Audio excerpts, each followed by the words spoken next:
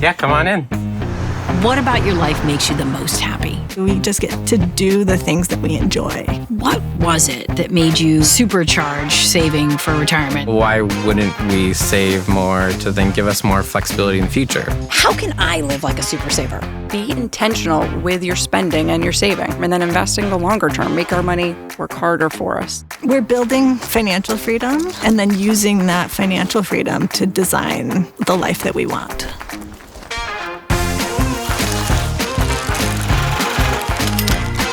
Live like a super saver. How to save and invest for the life you want now and in retirement.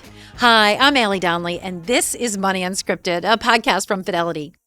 You know, financial freedom means different things to different people. What does it mean to you? Could you travel more, remodel your home, leave a legacy? To help bring these dreams into focus, we're going to map out 5 strategies of a super saver. But first, we're going on a road trip with Jess and Corey. This couple made saving a strict habit, paving the way to live a life they love. Come on, man, let's go. We've put 40,000 miles on the van in the last 2 years. Come on, let's get in. And loving every minute of it. We love being able to explore new places. We've been on the coast where we see the beach, Colorado, North and South Dakota. park next to lakes, do stand-up paddleboarding. We basically go anywhere and everywhere in this van. So how do they afford to live this life they want? Let's hit reverse and head back to the beginning. We started out freshly out of college, making 30 grand a year combined. It was not enough. And we've always had this commitment that we weren't going to go into debt. And so when we increased our income, we had built some of these habits of staying within our means. We started to then say, okay, can we actually contribute to a Roth IRA or actually contribute more to my 403B at the time? And why? What was the driver? I think it was more of financial security. It was certainly some fear motivation of I want to make sure that we're okay in our older years. And so it was well, why wouldn't we save more to then give us more flexibility in the future? While on this path to building their wealth, an unexpected turn. I had a mental health crisis, which really shifted everything for me. And I started to redefine what does success mean. It was being intentional, figuring out what I wanted, what I valued, and living my life according to that. So you started living more intentionally with your spending and saving and goals. It was an intentional choice to work less and have a better life, and a byproduct of that was spending less without even realizing it. During that time, we realized all of this money that we had been saving, that we can actually use it to improve our lives right now. Meaning that if we didn't save or invest another dollar for retirement, we'd still be able to fund our traditional retirement age from 60-ish on. So you could coast off we could coast, right? And so we didn't fully commit to that. We still wanted to save some because that's kind of what was ingrained in us from those early days after graduating college. To live this life by design, as Jess calls it, meant big changes. Awesome. So let's come on in and I'll show you around. Jess transitioned first to part-time work, then started her own business, helping other people with their financial goals. A venture Corey has now joined as well. We work remotely on our own business, which allows us to be location independent and live and work wherever we want. And so I think we no longer consider ourselves frugal. It's more of spending along with our values. Do you love your life? I do. Life is just more peaceful and calm and, feel really content. I think we just have shared goals, right? And we're really intentional now. It's not following a certain script. It's kind of creating our own path. Safe travels to Jess and Corey wherever they wind up next. I want to bring Gina Gillespie into the conversation. She's a VP financial consultant here at Fidelity. Gina, welcome. Thank you so much for having me today, Allie. You hear Jess and Corey's story, and who doesn't want to have enough money to live the life they want? But I can't imagine that looks the same for everybody. Oh, absolutely not. I have different clients come in my office every day, and their goals and their dreams are different. Not everybody wants the same things. You see someone like Jess and Corey, these savers who are aggressively saving for their specific goals, and that's something that they want to do, right? Mm-hmm. But someone else may come in and have very different hopes and dreams, and I think that's the thought between Jess and Corey is that they're reaching their goals. Well, what do other people want to do, and how do we reach those goals, right, for them? Very different. Could be very different. So Corey and Jess clearly developed a strong habit of saving early on. But there are super saving strategies. Any of us can use it at any age. So we're going to talk through 5 of them. Automate, budget, goals, benefits, and lifestyle. Let's start with automating. Perfect. Automation, I see as one of the most important things to be very intentional, right? Intentional of how we're saving and simplifying something for yourself. I automate so many things in my life, Allie. I don't know if you do, but I have all the household goods that I need delivered directly to my door. I don't even think about it, right? Yeah. So why wouldn't we prioritize things like savings and making that simple for ourselves? Every time we get a paycheck, part of it goes towards our savings. Every time that we think on a monthly basis that did I hit that goal for the year? Did I maybe get my emergency account where I need it to be? Instead of having to think about it, I think we are much more successful if we just set it and forget it. For both saving and investing, I imagine. Definitely. Yeah. And what about kind of baking in automatic increases? Definitely. So in a 401k plan, just to give you an example, or a workplace plan, sometimes I'll have options just to say each year, increase the amount of savings I do automatically. Don't even tell me I'm doing it. Yeah. And that makes it much easier because then you don't even have to think twice. Yeah, I love that. Okay, number 2, make a detailed budget. I am really a stickler for the details when it comes to a budget. And sometimes people don't like the term budget, so I'll say cash flow analysis because it can seem constraining. But when I think of a budget, it allows us to then say, where are we spending money?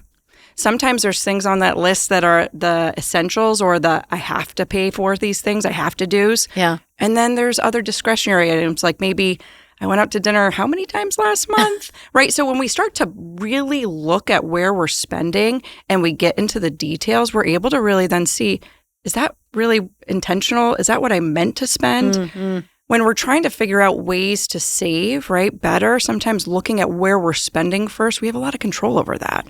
So when we're being really intentional, I think it's a lot easier to look at your expenses and figure out if there's places we want to cut when we look line item by line item, rather than saying, I spend X amount on a credit card every month and that's just what I spend. Right. Well, are you talking to me? I want to talk to myself too. Yeah, right. No, you're super organized. Your dog food's coming every week. I want to dig in on budget. So Jess and Corey, obviously, they're very focused on living, spending, saving intentionally. But what if we are not Jess and Corey? What if we are not Gina? Give me some motivation to create that budget and stick to it. Definitely. I think we can control our expenses, but we can't always control our income, right? Maybe you work for a company and the bonuses fluctuate every year. So when there is no bonus. Or there is no bonus, right? So you think about expenses, and when you put pen to paper, how much does my essential expenses, like running my household, paying for healthcare, paying for food, things I have to do, right? Yeah. And then what are the discretionary items? Maybe you give yourself a budget each month for discretionary things, and then you can pick and choose. Is it, I want to go to that concert. I really want to go out to dinner with friends. I want to do a lot of things. But if you can kind of set limitations to what you will spend, I think it gives you a lot easier way to control the spend better, right? To know what you're spending and then to kind of control it on things that may be important to you or may not be important to you. So when we see savers in general, probably the hardest thing is just knowing what you spend and really trying to look at those expenses very closely. It'll help you a lot better to understand kind of where you can pivot a little bit. It's interesting because sometimes I talk with friends and they feel like budgeting is like rudimentary for their younger self, but then they have kids and they have sports and they have families and they're like, it is what it is. It's so important to budget anytime. And I think we become busy and then we don't even know where we're spending. Yeah. It's actually puts more stress, I think, on people, right? When they don't know. If you can really put pen to paper and understand where we're spending, I think that it can help you to be more intentional. I think it can help you to be better at saving.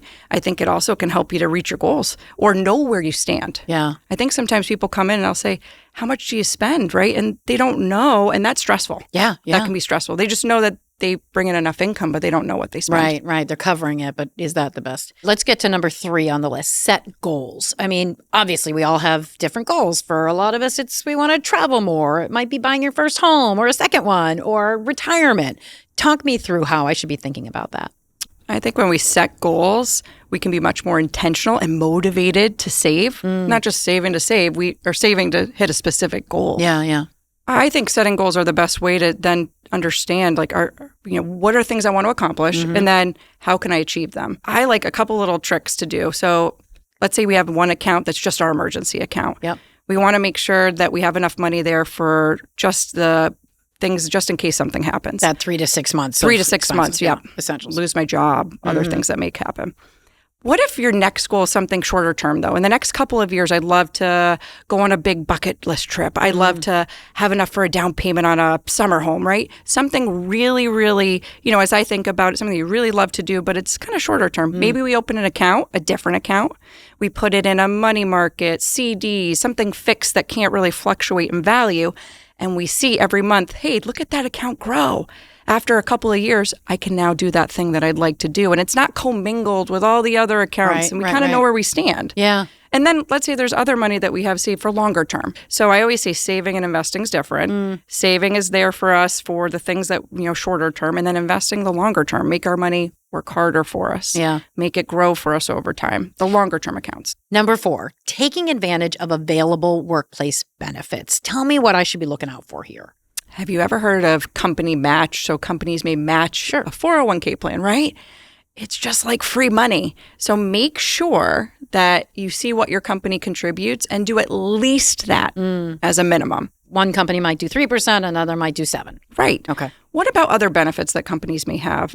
Maybe you have a gym membership and there's gym reimbursements. Maybe you're newly out of college and there's college, they pay back student loans, right? Student loan debt. Yeah. Ask your company, when you're interviewing at even companies, ask them some of their benefits that you may not know, or when you have open enrollment, it could be other benefits that can help you save money, maybe, or things that you're already spending money on that can help reimburse. So I think company benefits are a really great way to save in places that you didn't even know that you could be saving. Number 5, avoid lifestyle creep.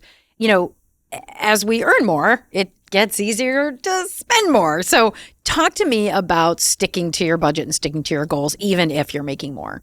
So you brought it up earlier, and I loved when you make more money, sometimes that's when we stop budgeting. Yeah. Right? So you may make more. That doesn't mean you have to spend more. You could save more. Right. And you could reach some of those goals that you want to do. But lifestyle creep can be easy because we just don't have time. All of a sudden we get busier, and the next thing you know, we're spending money in places we didn't even know. Define lifestyle creep. So what I think of lifestyle creep is that you make more money and then you spend more money just because you made more money. Right. There's more there. Yeah, there's more there. So you're like, I'll do all the things I've ever wanted to do. How do I avoid it? Let's go back to the fundamentals, right? Which was, let's make a budget. Let's figure out what we're spending. Let's figure out what we need to spend. So rule of thumb, 50% of what you make should go towards your essential expenses. Okay. So 50% towards essentials, but you make more money, you may not have that much of essential expenses. Right. That's when you can be intentional. Let's go back. Budget. Let's go back to goals. Oh, you know what, Allie? I've always wanted to maybe retire earlier or go on that trip, or my children are going to go to college soon. I should probably stuff more money away for that. Yeah. So when you think about lifestyle creep, that means, hey, I could just all of a sudden spend more and not even realize it. Yeah. So let's take a step back and say, let's still make that budget or cash flow as need, and then make sure we're automating the savings. And if you don't have it in your normal bank account, sometimes you don't spend it. To that end, right? You talked about benefits earlier. So, super savers might be in a position to max out their 401k, right? Max out that 401k. If I'm someone who has done that, what could I consider next as a goal or as someplace to put that money? That's a great question. Get this all the time. So one of the things to think about is a health savings account. So if you have a high deductible plan, healthcare plan through your employer, health savings accounts are another place where you can save. You get a tax deduction on the way in. Sometimes your company matches. So we talk about benefits. Yeah. And then you can use that money now for qualified healthcare expenses. You could use it later in retirement. So it's such a flexible account to use, a great account to use when you take the money out. If it's used for those healthcare expenses, it may be tax-free too. So many different benefits. Okay. What other accounts? Roth IRAs are a great place. Now, there are income limitations. Sure. So, and there's lots of rules around them. So you may not be able to contribute to just a Roth IRA. There's also a backdoor Roth IRA. So there's lots of different rules and ways you can save, but that could be another place. A Roth, you put in after-tax money and has the potential to grow, and it's possible it'll come out tax-free later. So just a different type of account to save in, different taxation, which is always nice if you have that diversification later. Those are both investing vehicles, right? But what if I'm focused on, say, brokerage? Yeah, so brokerage could be a non-retirement account. And I say retirement accounts oftentimes have age restrictions or rules around them. A brokerage account, you could save as much as you want in a non-retirement account. Usually they could be just titled in your own name. And those accounts give you a lot of flexibility. You can use them now. You could use them for any goal that you may have. You can keep short-term and cash inside of those accounts. You can keep investments in those accounts and allow them to potentially grow. And think about a super saver like, Jess and Corey. They could use some of that money now if they ever needed to, if something came up, or they can leave it for later. Right. So it's just a very flexible account that doesn't always have to be for the long term, but it can be. All right, so let's just recap those fundamental things. If I'm watching this, I'm going to take some very clear takeaways. What do you hope those to be? Automate what you're doing, right? Come up with a budget, sit down and make sure you're saving in all the right places. I think the most important thing to Sid is being intentional and knowing what you spend and knowing what you save, and have goals, right? Talk about them. I think it's okay. Sometimes we think about talking about money as taboo, right? Yeah, right. Obviously, this is what we do for a living. So talk about it. I think whatever your goals may be, as different as they can, you do these fundamental things. It's very surprising how much you can achieve if you just put your mind to it. Put your mind to it. I love it. Gina Gillespie, thank you so much. Thanks, Allie. If you want to live, save, invest like a super saver, we've got some great resources for you on our website. It's fidelity.com/moneyunscripted. Be sure to like, follow, subscribe to the podcast, and we'll see you next time on Money Unscripted. It's your life. Get your money's worth.